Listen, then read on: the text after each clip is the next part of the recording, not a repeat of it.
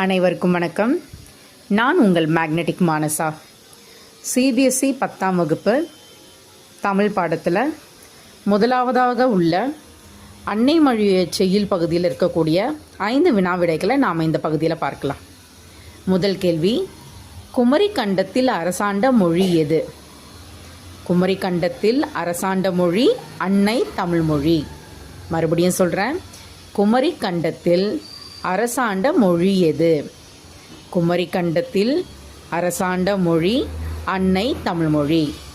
இரண்டாவது கேள்வி, பாண்டிய மன்னனின் மகள் யார்? பாண்டிய மன்னனின் மகள் அன்னை தமிழ்மொழி. மறுபடியும் சொல்கிறேன், பாண்டிய மன்னனின் மகள் யார்? பாண்டிய மன்னனின் மகள் அன்னை தமிழ்மொழி.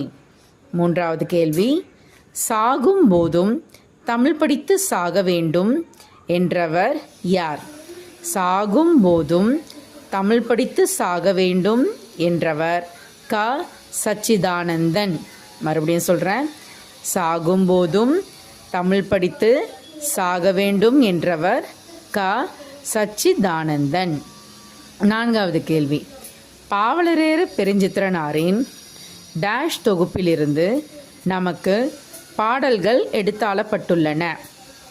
பாவலரேறு பெருஞ்சித்திரனாரின் கனிச்சாறு தொகுப்பிலிருந்து நமக்கு பாடல்கள் எடுத்தாளப்பட்டுள்ளன. மறுபடியும் சொல்கிறேன், பாவலரேறு பெருஞ்சித்திரனாரின் கனிச்சாறு தொகுப்பிலிருந்து நமக்கு பாடல்கள் எடுத்தாளப்பட்டுள்ளன. ஐந்தாவது கேள்வி, பாவலரேறு டேஷ் டேஷ் வாயிலாக தமிழுணர்வை உலகெங்கும் பரப்பினார். பாவலரேறு தென்மொழி தமிழ் சிட்டு இதழ்களின் வாயிலாக தமிழுணர்வை உலகெங்கும் பரப்பினார். மறுபடியும் சொல்கிறேன், பாவலரேறு தென்மொழி தமிழ் சிட்டு இதழ்களின் வாயிலாக தமிழுணர்வை உலகெங்கும் பரப்பினார். நன்றி, வணக்கம்.